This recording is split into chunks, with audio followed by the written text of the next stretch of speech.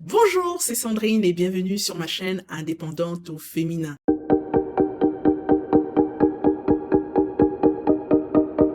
Sur cette chaîne, je partage mes astuces, mon aventure entrepreneuriale au sein de la société de conciergerie que j'ai créée depuis plus de 3 ans. Et en tant qu'investisseuse immobilière, je vous partage également mes déboires, mes aventures dans l'immobilier. Alors, aujourd'hui, on va s'attaquer à l'activité conciergerie ou même immobilier, ça touche les deux, puisque en ce moment, on est sollicité par les impôts pour payer les divers taxes, taxes d'habitation, taxes foncières, CFE. Alors, dans cette vidéo, tenez-vous bien, je vais vous donner 2 astuces pour éviter de payer votre taxe d'habitation. Alors, restez là et ne bougez pas, vous me suivez. À tout de suite. Alors, pour ceux qui ne savent pas, vous savez qu'en tant que propriétaire, vous avez soit la taxe d'habitation, soit la taxe d'habitation, soit la taxe foncière. La taxe foncière, en tant que propriétaire, à payer, c'est obligatoire, même si vous n'habitez pas. Et la taxe d'habitation, si vous y habitez et que c'est votre résidence principale. Maintenant, lorsque vous louez votre résidence secondaire en Airbnb, vous allez quand même recevoir de la part des impôts une demande de soit de taxe d'habitation, soit de taxe pour logement vacant. Donc, dans tous les cas, les montants sont à peu près équivalents. D'accord? Donc, qu'est-ce que vous allez faire? Vous allez dire aux impôts la chose suivante, que si vous avez laissé la gestion de votre logement à une société de conciergerie, vous devez envoyer aux impôts le contrat de prestation de service qui vous lie à la société de conciergerie, mais vous devez faire attention à ce point précisément. Le point est le suivant, vous devez mettre une clause de non-jouissance de votre bien. Une clause de non-jouissance, c'est-à-dire que c'est la société de conciergerie qui a la main pour louer. Vous ne disposerez en aucun moment de votre logement. Pourquoi cette clause? Parce que si vous ne mettez pas cette clause-là, eh ben les impôts vous réclameront quand même votre taxe d'habitation parce qu'ils diront que vous avez la possibilité de jouir de votre logement et que si vous ne le faites pas, c'est un choix, mais vous avez cette possibilité-là. D'accord? Donc, il faut absolument mettre cette clause si vous voulez être exonéré de la taxe d'habitation. Donc, ça veut dire il faut prendre absolument une société de conciergerie. Donc, ça, c'est important parce que si vous ne prenez pas la société de conciergerie et que c'est vous qui gérez en direct votre logement, vous devriez payer la taxe d'habitation. Donc, ça, c'est un bon point pour la société de conciergerie. Donc, ça fait partie des avantages que vous pourrez mettre en avant lorsqu'un client vous sollicite et que voilà, ça c'est un point important à lui soulever, que le fait de vous confier son logement et qu'on insère cette clause-là, ça va l'exonérer de la taxe d'habitation qui représente quand même en général environ un mois de loyer. Donc c'est pas négligeable dans la balance entre confier la gestion à une société de conciergerie.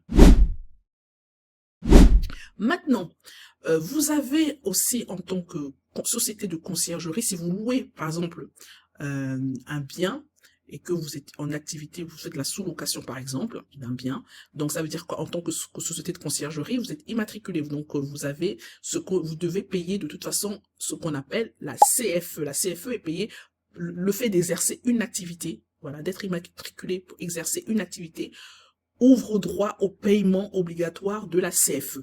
Alors, avant la CFE, des fois, il y a encore quelques années, la CFE ne se cumulait pas avec la taxe d'habitation, mais maintenant, on voit beaucoup des mairies où vous demandez de payer et la taxe d'habitation et la CFE. La CFE, c'est quoi? La CFE, c'est la cotisation foncière des entreprises. En gros, elle est calculée, une partie de cette CFE est calculée sur votre chiffre d'affaires. La première année, elle est assez faible parce que vous venez de démarrer, mais après, lorsque vous déclarez votre chiffre d'affaires avec le bilan, donc il faut une progressivité par rapport à votre chiffre d'affaires. Donc, ce qui veut dire que plus vous faites de chiffres et plus logiquement, vous avez un montant de CFE important à payer. Donc cette CFE-là, donc dans mon cas, on m'a demandé de payer la CFE et de payer la taxe d'habitation, puisque effectivement, je louais le logement, la société de conciergerie louait le logement pour l'exploiter en courte durée, et donc de ce fait-là, le propriétaire avait déclaré que c'était pas lui qui jouissait du bien, il avait un locataire. Donc du coup, les impôts se sont retournés vers ma société de conciergerie qui était le locataire du bien pour m'exiger et la CFE et la taxe d'habitation. Donc moi, il y a 3 ans, lorsque j'avais reçu cela, j'avais fait un courrier via mon espace, via la messagerie, aux impôts, leur disant bah c'est le bien, je ne le jouis pas, je suis en train de l'exploiter en courte durée, et voilà les preuves, mon immatriculation, mon numéro d'enregistrement auprès de la mairie, les taxes de séjour qui sont payées et tout.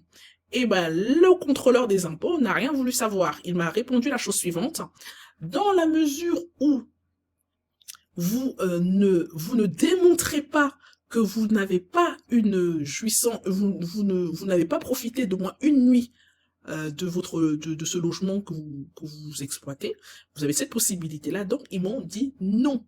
Voilà. Donc, ils ont dit non. Alors, ce que j'ai fait, c'est que l'année d'après, j'ai validé les compétences pour obtenir une carte G, donc de gestion immobilière, parce que vous savez que les agences immobilières, en fait, qui pratiquent la location courte durée, en fait, ne payent pas la taxe d'habitation, parce qu'elles ont la carte G. Et le fait de détenir la carte G vous exonère de payer la taxe d'habitation. Pourquoi? Parce que vous démontrez par là que c'est en tant que professionnel de l'immobilier, on vous confie le bien, donc de ce fait-là, vous ne pouvez avoir la jouissance.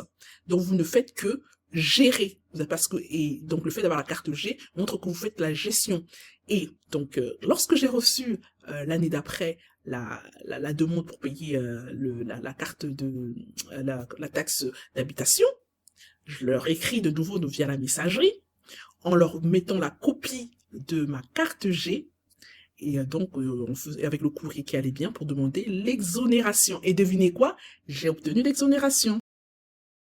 Donc, vous avez 2 super astuces. En tant que propriétaire qui confiez votre logement à une société de conciergerie, la société de conciergerie doit insérer la clause de non-jouissance. Et si vous êtes une société de conciergerie, ou sinon, ou si vous êtes un sous-loueur professionnel, je vous invite à prendre la carte G afin de ne pas payer ce montant-là. Et la carte G, ça coûte pas grand-chose. C'est vrai qu'il y a des compétences à obtenir, mais le fait d'avoir un certain nombre de diplômes vous permet de ne pas avoir à passer, de fait d'être exonéré et d'avoir l'équivalence. Voilà, donc si vous êtes intéressé, n'hésitez pas à me poser des questions en commentaire, n'hésitez pas à vous abonner également afin de me motiver. Voilà, partagez cette vidéo et je vous dis à très bientôt sur une autre vidéo. Merci, salut, ciao.